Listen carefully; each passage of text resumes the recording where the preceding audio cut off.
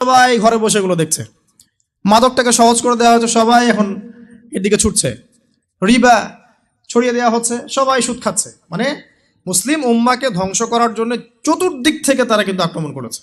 কেন আক্রমণ করেছে? কারণ ওই রুল করতে হলে, তাদেরকে সারা ওয়ার্ল্ডকে রুল করতে হলে সবচেয়ে বড় বাধা কারা? মুসলিমরাই।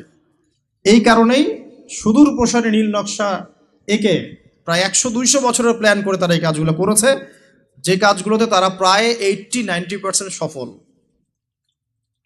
আর আমরা বিগত 100 বছরে সবচেয়ে বেশি যে কয়টা মাসআলা নিয়ে পড়েছিলাম সেটা হচ্ছে হাত বাঁধা, নাবির নিচে না উপরে না বুকে, রফুল এদিন করবো কি করবো না, আমিন জোরে হবে না আস্তে, পায়ে পা লাগবে কি লাগবে না। আর বিগত 100 বছরে 100 বছর কিন্তু হয়ে গেছে। 1914 সালে অটোম্যান ডিফিটের পরে 2022 চলছে, এখন প্রায় 100 বছর হয়ে গেছে। তো 100 বছরে তারা কিন্তু এই সমস্ত সেক্টরগুলো উন্নতি করে আজকে রুলিং স্টেট। আপনাকে বোঝাচ্ছিলাম ওরাই কিন্তু সারা ওয়ার্ল্ডকে রুল করছে। আর মাসিহুদ দাজ্জালও কিন্তু ইহুদিদেরকে নিয়ে সারা ওয়ার্ল্ডকে রুল করবে। আচ্ছা, এখন বুঝতে পারছেন অলরেডি যারা বিচক্ষণ শ্রোতা, যে এই পরিস্থিতিটা শুধুমাত্র ওদের সাফল্য বললে ভুল হবে। এখানে সবচেয়ে বড় কথা আমাদের ব্যর্থতা। কারণ বিগত 1400 বছরে কিন্তু আমাদের অবস্থা এমন ছিল না। ওমর রাদিয়াল্লাহু আনহুর যুগে আমাদের অবস্থা এমন ছিল, আবু বকর সিদ্দিকের যুগে এমন ছিল, তারপরে আপনার ওসমান আলী রাদিয়াল্লাহু আনহুমা তাদের যুগে কি আমাদের অবস্থা এমন ছিল? 4 খলিফার যুগ ছিল প্রায় 30 বছর। কত বছর? 30 বছর। 30 বছর ইসলামী খেলাফা চলেছে। তার আগে নবী সাল্লাল্লাহু আলাইহি ওয়াসাল্লাম 23 বছরে সমাজ সংস্কার করেছেন। ওই 23 বছর যদি ধরি, পরের 30 বছর এখানে কিন্তু ইসলামের জয় জয়কার। 4 খলিফার পরেও উমাইয়ারা শাসন এসেছে। কারা আসছে? উমাইয়ারা শাসন করেছে প্রায় 80 থেকে 90 বছর বা 92 বছর। এই 92 বছরেও কিন্তু মুসলিমদের অবস্থা এমন ছিল না। ছিল? কথা বুঝতে পারছেন না? ছিল না। তারপরে শাসন এসেছে আব্বাসীয়রা শাসন করেছে প্রায় 550 বছর। কত বছর? কথা বলেন। প্রায় 550 বছর। এই 550 বছরেও মুসলিমদের অবস্থা এমন ছিল না যেমনটা এখন আজকে আছে। তারপরে ফাতিমি খেলাফত গিয়েছে, তুলুনি খেলাফত গিয়েছে, এদিকে মামলুকদের শাসন গিয়েছে, কর্ডোভার ইসলামী খেলাফত গিয়েছে, মোগলরা চলে গেছে, উসমানীয়রা চলে গেছে। মুসলিমদের অবস্থা কিন্তু এমন ছিল না। এই হিস্ট্রিগুলো কয়জন জানো? এই 1400 বছর ইসলামের হিস্ট্রিগুলো কয়জন জানো? এই 1400 বছরে আমাদের অবস্থা কিন্তু এমন ছিল না। এখন বর্তমান সিচুয়েশন আর এই 1400 বছরের সিচুয়েশনকে আমরা মিলাতে পারছি না। করণীয় কি আপনার? কেন হলো এই অবস্থা? মানে কি করতে হতো বা কি করা উচিত? কেন হলো এই অবস্থা? মোটা দাগে কয়েকটা কথা হচ্ছে, আমরা বেশিরভাগই ইল্লা মাশা আল্লাহ, আমরা বেশিরভাগই কোরআন এবং সুন্নাহ থেকে দূরে সরে আসছি, 1 নাম্বার। 2 নাম্বার, আমরা বেশিরভাগই আমলের দিকে জোর যতটা না দিয়েছি, ইলম অর্জন, জ্ঞান অর্জনের দিকে অত বেশি জোর দেইনি। কথা বুঝতে পারছেন না মনে হয়? আমরা আমলের দিকে জোর দিচ্ছি না এমন না, আমল করতে চাই আমরা খুব, কিন্তু কোরআন সুন্নাহর গভীর জ্ঞান অর্জন করা এবং সমসাময়িক বিশ্বের জ্ঞানগুলো অর্জন করার দিকে আমরা কিন্তু খুব একটা ফোকাস করছি না। আবার অনেকে তো এখন পর্যন্ত এই যুগে এসেও জেনারেল শিক্ষাকে স্বীকৃতি দিচ্ছেন না। এই শিক্ষাটার দরকার আছে, কোরআন সুন্নাহর সাথে এই শিক্ষাটা অর্জন করলে বিশ্বকে এগিয়ে নেওয়া যাবে। আমরা তো স্বীকৃতি দিচ্ছি না। ইংরেজি শিখলে এখনো অনেকের চুলকানি হচ্ছে, না দরকার নাই, ম্যাথামেটিক্সের দরকার নাই, সায়েন্সের দরকার নাই, আইসিটির দরকার নাই, হ্যাঁ, আন্তর্জাতিক বিশ্ব সম্পর্কে জানার দরকার নাই। এগুলো কিন্তু আমরা এখনো ঢুকাচ্ছি না। ঢুকালেও খুব লো স্কেলে, যেটাতে খুব একটা কাজ হচ্ছে না। তো দেখেন, আমরা আমলের দিকে খুব ফোকাস করেছি ঠিকই, কিন্তু পরিপূর্ণ জ্ঞান অর্জনের কনস্ট্রাকটিভ সিলেবাসের দিকে আমরা কিন্তু সবাই ফোকাস করি নাই। বিগত 100 বছর আমরা পিছিয়ে আসছি এখানে। আবার যারা জেনারেল লাইনে পড়েছি আমরা বেশিরভাগ, তারা মাশাআল্লাহ 20-25 বছর পড়েছি, এখানে আবার আমরা ইসলামটা পাই নাই। এখানে ইসলাম থেকে আমরা আবার সরে আসছি। আমরা অনেক কিছু শিখেছি, ডক্টর হয়েছি, ইঞ্জিনিয়ার হয়েছি, পলিটিশিয়ান হয়েছি, ইকোনমিস্ট হয়েছি, কিন্তু ইসলামিক বেসিক জিনিস জানি না। অজুর ফরজ জানি না, নামাজের ফরজ ওয়াজিব সুন্নাত মোস্তাহাব জানি না, আছে না? ফরজ গোসল কেমন করে করতে হয় সেটাও আমরা বুঝতে পারছি না, জানি না অনেকেই। পরে যখন হেদায়েত আসে তখন আবার পড়াশোনা শুরু করি, তখন জানি। সিলেবাস ওয়াইজ আপনি পাচ্ছেন না। এখানে জ্ঞানের একটা দৈন্যতা আছে না, মেরুকরণ আছে না? এই জ্ঞানের মেরুকরণ হচ্ছে দায়ী, প্রথম কথা। তারপরে হচ্ছে কোরআন সুন্নাহ থেকে সরে আসা, 2 নাম্বার। 3 নাম্বার, আমল করেছে ঠিকই, কিন্তু পরিপূর্ণ আমলে আমরা বিশ্বাসী না অনেকেই।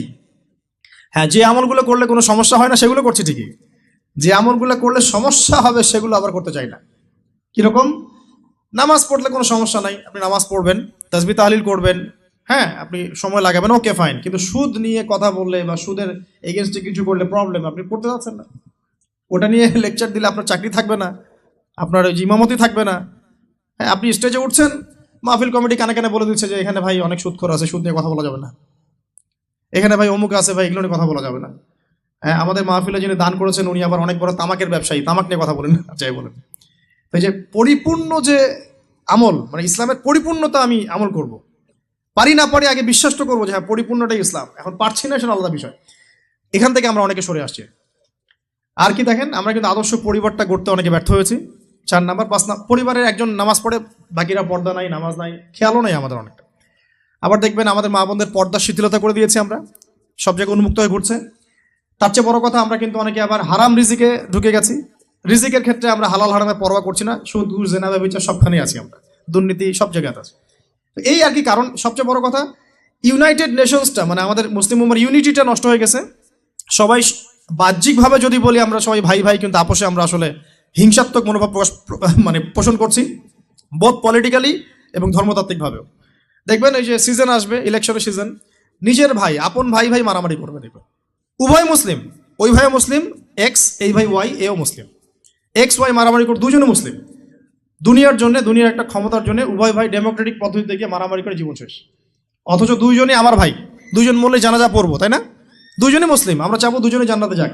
একইভাবে ধর্মের দিকে দেখবেন, দুইটা মুসলিম দল এই রক্ত মাংস খাওয়া খাওয়াই করছে, দুইটা মুসলিম বক্তা একজন একজনকে কামড়াকামড়ি করছে, দুইটা মুসলিম মানে মানহাজের মানুষ উভয় একে অপরকে কাদা ছড়াছড়ি করছে। এই যে ছোট মানসিকতা, মানে কি বলবো, যে মিন মাইন্ডেড সাইকোলজি, এটা আমাদের উম্মার ভাঙনের জন্য অনেকটা দায়ী আর কি। আমরা লিবারেল হতে পারি নাই, উদার হতে পারছি না, সবাইকে ভাই মনে করতে পারছি না, এবং সবার কল্যাণকামী হওয়ার মানসিকতাটা হারিয়ে যাচ্ছে।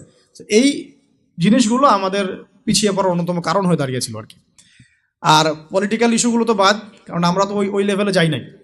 এখন তো ইসলামিকভাবে ওইটা সব জায়গায় ইম্পোজ করা হয় নাই, এই কারণে আপনি ওয়ার্ল্ড অ্যাফেয়ার্সে গিয়ে ইসলাম নিয়ে কথা বলতে পারছেন না। তো অনেকগুলো কারণেই আমরা পিছিয়ে পড়েছি। এই কারণগুলো কিভাবে সলভ করা দরকার সেটা আপনারা আরও ভালো বুঝতে পারছেন। জ্ঞান অর্জনের দরকার আছে, এখন আমল বাড়িয়ে দেওয়ার দরকার আছে, আদর্শ পরিবারের প্রয়োজন আছে, হালাল রিজিকের প্রয়োজন আছে, পর্দায় চলে আসার দরকার আছে, আমাদের আগামী প্রজন্মকে মানুষ করার দরকার আছে, উম্মার ঐক্যবদ্ধতার পিছনে কাজ করার দরকার আছে, এবং ইসলামের বিরুদ্ধে যে বিভ্রান্ত মতবাদগুলা, এগুলোর বিপক্ষে দালিলিক জবাব দেওয়ার প্রয়োজন আছে এখন।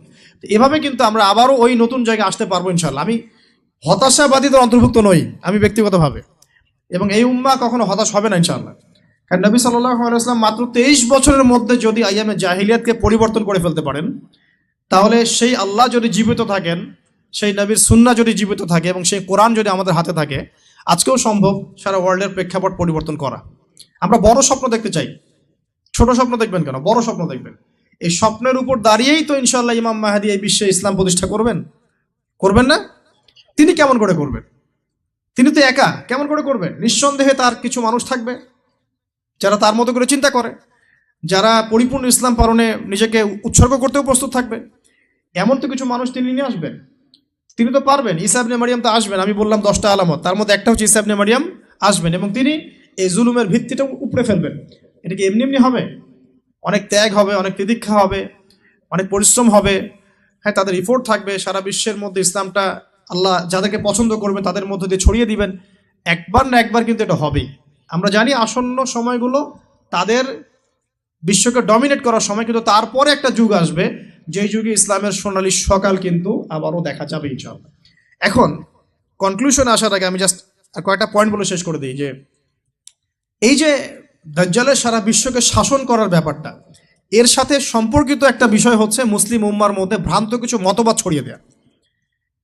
আমরা অনেক কথাই বললাম, দেখুন নবী সাল্লাল্লাহু আলাইহি ওয়াসাল্লাম, এই জায়গাটা একটু ভালো করে বোঝেন, নবী সাল্লাল্লাহু আলাইহি ওয়াসাল্লাম এমন একটা সমাজকে পরিপূর্ণরূপে পরিবর্তন করে দিয়েছেন যেই সমাজের ম্যাক্সিমাম শিরক করত, ম্যাক্সিমাম মূর্তি পূজা করত, শিরক করত।